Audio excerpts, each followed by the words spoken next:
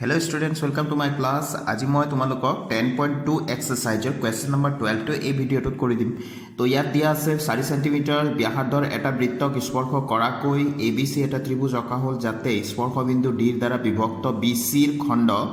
BD আৰু DC ৰ দৈৰ্ঘ্য যথাক্ৰমে 8 সেন্টিমিটাৰ আৰু 6 সেন্টিমিটাৰ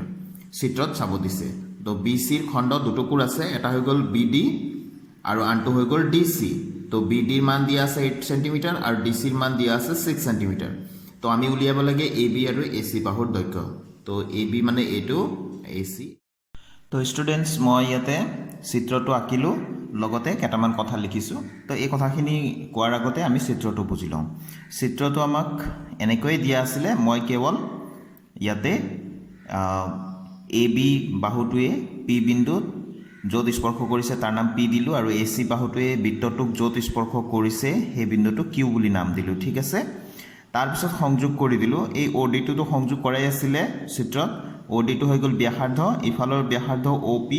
আৰু OQ এইটো সংযোগ কৰিলোঁ, লগতে OA, OB আৰু OC এই বিন্দুকেইটাও আমি সংযোগ কৰি দিলোঁ, ঠিক আছে। তো এতিয়া ইয়াত আমাক দিয়া আছিলে DC বা CD 6 সেন্টিমিটার, ইফালে BD বা DB এটো 8 সেন্টিমিটার দিয়া আছিলে। তো এটো বৃত্তটো ভিতৰত আছে। আমি এই বহিবিন্দু এটাৰ পৰা আমি জানো যে 10.2 উপপাদ্য মতে বহিবিন্দু এটাৰ পৰা বৃত্তলৈ টনা স্পৰ্শক দুডালৰ দৈৰ্ঘ্য সদায় সমান। এটো 6 সেন্টিমিটাৰ হলে CD যদি 6 সেন্টিমিটাৰ হয়, C বিন্দুৰ পৰা টনা স্পৰ্শক দুডাল, এটাল হৈ গ'ল CD আনডাল হৈ গ'ল CQ। গতিকে CD যদি 6 সেন্টিমিটার হয়, এইফালেও এটো কিমান হ'ব 6 সেন্টিমিটার, ঠিক আছে। কোনটো এটো CQ, এটো যিমান দীঘল আছে এটো, ঠিক আছে। তো এফালে যদি 8 সেন্টিমিটার হয়, নিশ্চয় দেখি আছা BD 8 সেন্টিমিটার। তো B বিন্দুৰ পৰা টনা স্পৰ্শক দুডাল, এডাল হৈ গ'ল BD আৰু এডাল হৈ গ'ল BP। আমি এই স্পৰ্শ বিন্দুলৈকে আমি ল'ব লাগিব বাহিৰা বিন্দুৰ পৰা BP, ইফালে BD। তো BD যদি 8 সেন্টিমিটাৰ হয়, BP টো সিম্পলি 8 সেন্টিমিটাৰে হ'ব, ঠিক আছে। এটো মই এনেকৈ দিলোঁ আৰু বুজি পাবৰ কাৰণে এইখিনিৰ পৰা এইখিনিলৈ জানিবা, ঠিক আছে। তো আমি এইফালে এতিয়া AQ আৰু AP ৰ এইফালে দৈৰ্ঘ্যটো দিয়া নাই, গতিকে আমি এটো X বুলি লৈ ল'ম, ঠিক আছে। তো মানে এইখিনিৰ পৰা এইখিনি A বিন্দুৰ পৰা P বিন্দুলৈ যেটো আছে এটো আমি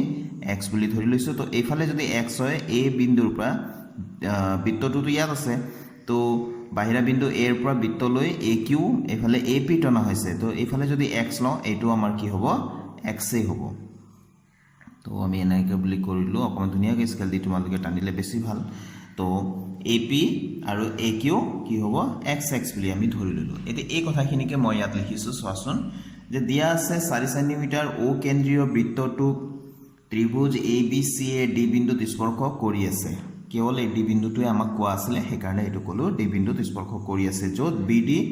4 সেন্টিমিটাৰ আৰু DC 6 সেন্টিমিটাৰ। এইটো BD দিয়া আছিলে আৰু DC ৰ মানকেইটা দিয়া আছিলে। ধৰা হ'ল ত্ৰিভুজটোৰ AB আৰু AC বাহুৱে, তাৰমানে এই বাহুটো আৰু এই বাহুটোৱে AB আৰু AC বাহুৱে বৃত্তটো ক্ৰমে P আৰু Q বিন্দুত স্পৰ্শ কৰি আছে। মই এইটো দেখাইছিলোঁ নহয় জানো, আমি নাম দি দিলোঁ P আৰু Q বুলি ধৰি ল'লোঁ। আমি জানো যে বহিবিন্দুৰ পৰা বৃত্তলৈ টনা স্পৰ্শক দুডালৰ দৈৰ্ঘ্য সমান। এইটো আমাৰ 10.2 উপপাদ্য, গতিকে উপপাদ্যবিলাক আমি মনত ৰাখিব লাগিব, আমি ব্যৱহাৰ কৰি থাকিব লাগিব। গতিকে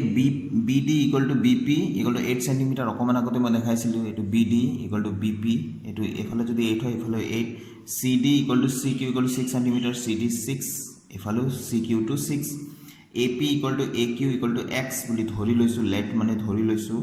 AP আৰু AQ ৰ মান দিয়া নাছিলে, AP এফালে AQ ৰ মান দিয়া নাছিলে, গতিকে আমি X বুলি ধৰি লৈছোঁ, ঠিক আছে।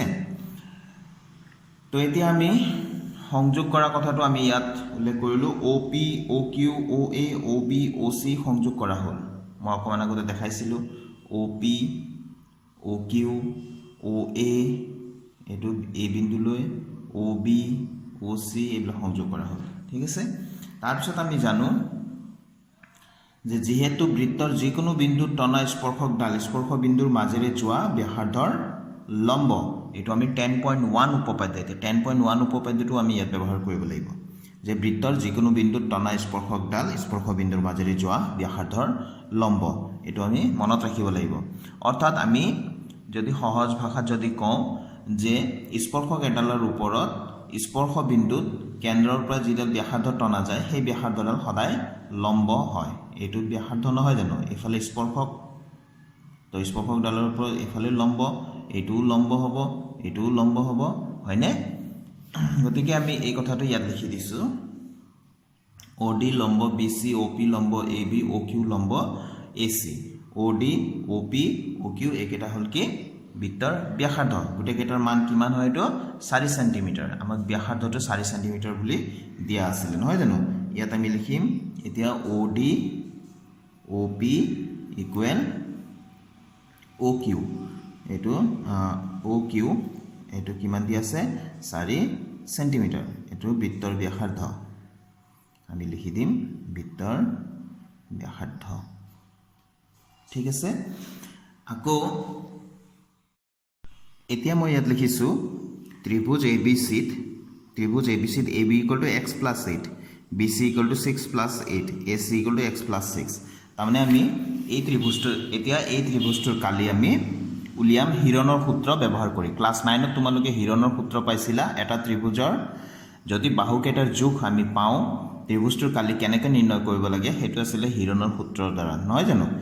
তো সেই হিৰণৰ সূত্ৰ ব্যৱহাৰ কৰি এতিয়া ত্ৰিভুজ ABC আমি কালি উলিয়াবলৈ চেষ্টা কৰো তো এতিয়া ইয়াতে AB সম্পূৰ্ণ AB বাহুটো সোৱাচোন এফালে এইখিনিৰ পৰা এইখিনিলৈ 8 সেমি এফালে আমি x বুলি ধৰিলো গতিকে সম্পূৰ্ণ AB টো কিমান হ'ব 8 + x বা x + 8 সেই ধৰণে AC বাহুটো x + 6 এইখিনি x আছে এইখিনি 6 আছে আৰু সেই ধৰণে BC বাহুটো আছে 6 + 8 বা 8 + 6 তো এইখিনি আমি ইয়াতে তলত লিখি ললো হয়নে এতিয়া যোগ আমি কৰিব পাৰো কেৱল BC = 6 + 8 দুইটা যেহেতু সংখ্যা এটো আমি 14 সেন্টিমিটাৰ বুলি লিখিলো বাকি কেটাটো আমি যোগ কৰিব নোৱাৰো এতিয়া আমি হিৰণৰ সূত্ৰ মতে যেহেতু এইবিলাকৰ কালি নিৰ্ণয় কৰিম একেটাৰ আমি নাম দি লওঁ স্মল a এটো স্মল b আৰু এটো স্মল c ৰে আমি দৰ্শাও ঠিক আছে তো এতিয়া আমি হিৰণৰ সূত্ৰ মতে আমি যদি কালি উলিয়াব লাগে আমাক s লাগে তো s মানে কি আছিল পৰিসীমাৰ আধা তো পৰিসীমা মানে কি তিনিটা বাহুৰ যোগফল তিনিটা বাহু AB + BC + AC তো AB মানে স্মল a BC মানে b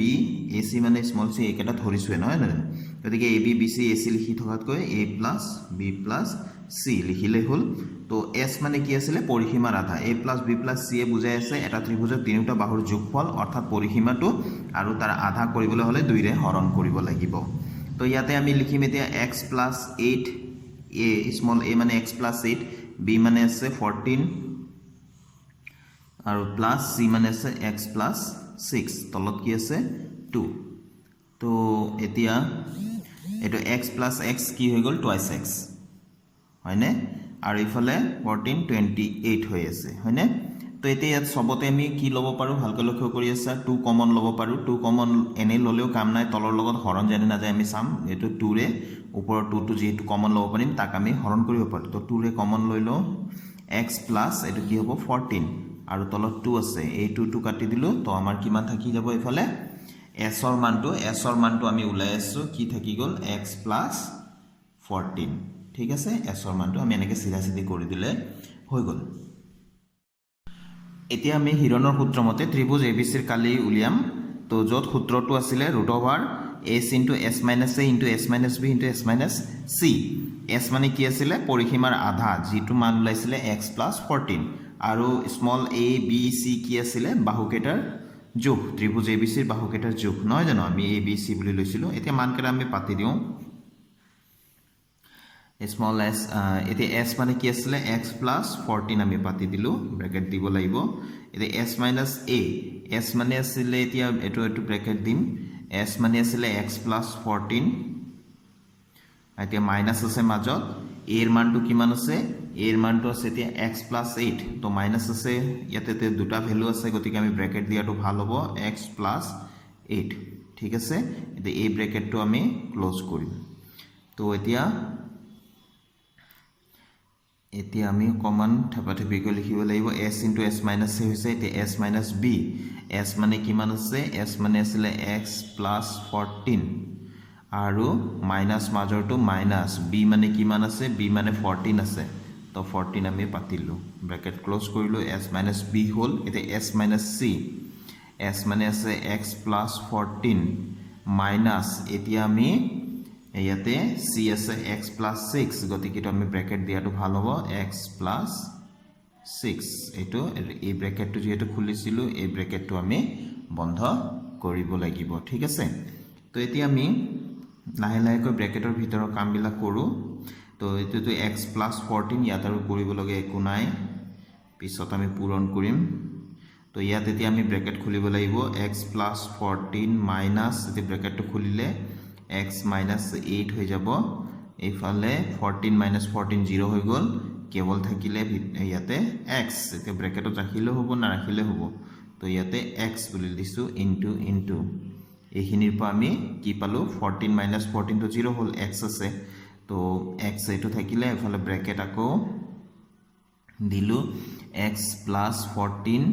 আৰু ইফালে মাইনাছ x মাইনাছ 6 হ'ব এটো বাহিৰত যেটো মাইনাছ আছে ভিতৰৰ চিনবিলাক হলনি হ'ব নহয় জানো তো এটো x মাইনাছ x এটো কটা গ'ল ইয়াতো x মাইনাছ x কটা গ'ল হয়নে নিশ্চয় ধৰিব পাৰি আছা এতিয়া আমি মই স্লো কৰি আছো তো x প্লাছ 14 হ'ল এটো হয়নে তো এই দুটাৰ পৰা আমি কি পাওঁ 14 আছে ইয়াতে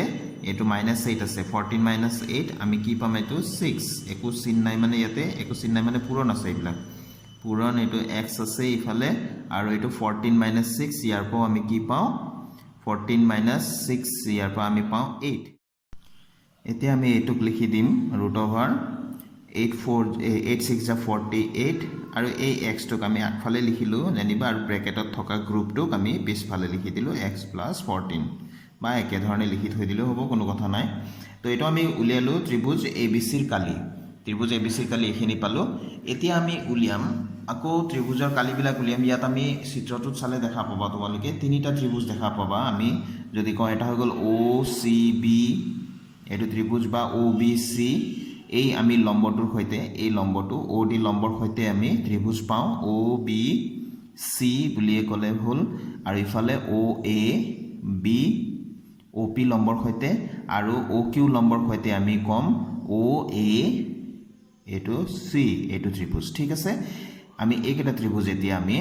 কালি উলিয়াম পৃথকে ঠিক আছে কোনটো তো এতিয়া ষ্টুডেন্টস আমি ত্ৰিভুজ OBC ৰ কালি উলিয়াম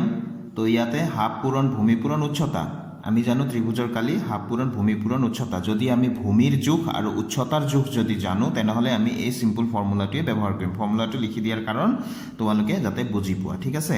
তো আমি OBC ত্ৰিভুজটো আমি চাও চিত্ৰটো ইয়াতে আছে এতিয়া OBC এটো আমাৰ ত্ৰিভুজত ভূমিটো হৈ গ'ল BC আৰু ইয়াৰ ওপৰত লম্ব এটা আছে OD নহয় তো এতিয়া ইয়াতে BC আছিল 14 হয়নে 14 সেন্টিমিটার আৰু OD মানে তো ব্যাসাৰ্ধ আছিল 4 সেন্টিমিটার তো এটো আমি 2 7 যা 14 7 4 যা এটো 28 কি হ'ব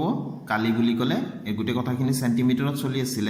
তো কালি বুলি ক'লে আমি স্কয়াৰটো দিব লাগিব ঠিক আছে তো ইয়াত লিখি দিলো ত্ৰিভুজ OAB ৰ কালি হাফ পূৰণ AB ইনটু OP AB টো আছিল ভূমি আৰু OP টো আছিল উচ্চতা আৰু সূত্ৰটো বাৰে বাৰে আমি লিখি থাকিব না লাগে তো এটো হাফ মানে তলত 2 আছে হৰৰ 2 ৰে এই 4 টো কাটিব পাৰো 2 এতিয়া যদি আমি এটো যদি পূৰণ কৰো কিমান হ'ব 2 ইনটু x প্লাস 8 মানে ব্ৰেকেট আৰু যদি ভাঙি দিও কিমান হ'ব টুৱাইস x প্লাস 8 টু যা 16 এটো হ'ল নহয় জানো তো একে ধৰণে আকৌ কোনটো এটা লাষ্ট এটা ত্ৰিভুজ আছে আমি কোনটো ত্ৰিভুজ উলিয়ালো এটো ত্ৰিভুজ উলিয়ালো ঠিক আছে এটো ত্ৰিভুজৰ কালি উলিয়ালো এটো ত্ৰিভুজৰ কালি উলিয়ালো হলনে আৰু এটা লাষ্ট এটা ত্ৰিভুজ আছে AO বা OAC এটো ত্ৰিভুজৰ কালি এতিয়া উলিয়াম যত নেকি ভূমি আছে AC আৰু লম্ব আছে OQ তো মই লিখি দিলো ত্ৰিভুজ OAC ৰ কালি হাফ পূৰণ ভূমি মানে AC আৰু লম্ব মানে OQ তো AC ৰ ভ্যালু আছিল x + 6 তোমালোকে চাই লবা আগতে লিখা আছে আৰু OQ মানে তো ব্যাসাৰ্ধ আছে 4 সেমি এটো লিখা আছে তো এটো কাটি দিলো 2 তো এতিয়া আমি এটো 2 ৰে আগে ব্ৰেকেটৰ ভিতৰত থকাখিনি পূৰণ কৰিব লাগে তো 2x + 6 2 যা 12 এখিনি হৈ গল ঠিক আছে এতিয়া আমি ফাইনালি আমি কোনটো ত্ৰিভুজৰ আমি কালি উলিয়ালো এতিয়া আমি কালি উলিয়ালো এইটো ত্ৰিভুজৰ হয়নে এইটো এতিয়া ভালকৈ লক্ষ্য কৰাচোন গোটেইখিনি যত মই দাগ দিছো গোটেইখিনি মিলি ABC ত্ৰিভুজ হৈ গল নে বাৰু গোটেইখিনি মিলি ABC ত্ৰিভুজ হৈ গল তাৰ মানে এই সৰু সৰু যেটো ত্ৰিভুজৰ যেটো তিনিটা ত্ৰিভুজৰ আমি কালি উলিয়ালো গোটেইখিনি মিলি কি হয় ত্ৰিভুজ ABC সম্পূৰ্ণ হৈ যায় নহয় জানো গতিকে আমি হেখত লিখিব পাৰো সোয়াচোন মই ইয়াত লিখি দিলো কালি OBC কালি OAB আৰু কালি OAC এই তিনিটা ত্ৰিভুজৰ কালি যোগ কৰিলে কি হয় কালি ABC এতে ABC ৰ কালি কিমান পাইছিলো হেতু আমি পাতি দিম OBC কালি OAB ৰ কালি আৰু OAC ৰ কালি কি পাইছিলো গোটেইখিনি আমি ইয়াতে পাতি দিম তো এয়া মই পাতি দিলো কালি ABC মানে √48x আৰু ব্ৰেকেটৰ ভিতৰত x + 14 আছিল কালি OBC মানে 28 আছিল আৰু মাজৰ প্লাসটো এটো কালি OAB মানে 2x + 16 আছিল তাৰপিছত মাজৰ প্লাসটো এটো কালি OAC মানে 2x + 12 এখিনি আছিল নহয় জানো এতিয়া আমি এখিনি হিসাব নিকাছ অকমান কৰি দিও ঠিক আছে এফালে আমি কৰি চাইছো কিমান হ'ব এটো 30 এটো 40 40 50 56 তো 2x এটো কি হ'ব 4x + 56 হৈ আছে ঠিক আছে এখিনি x + কৰিলে 4x হৈ আছে আৰু ইফালে সংখ্যাবিলাক 56 হৈ আছে এফালে তো √ৰ ভিতৰত এইখিনি আছে আৰু এইখিনি ভাঙি থাকিব নালাগে তো x + এটো 14 আছে এতিয়া ইয়াতে আমি যদি আমি 4 কমন লওঁ তো x এটো 4 14 গুণ 56 হয়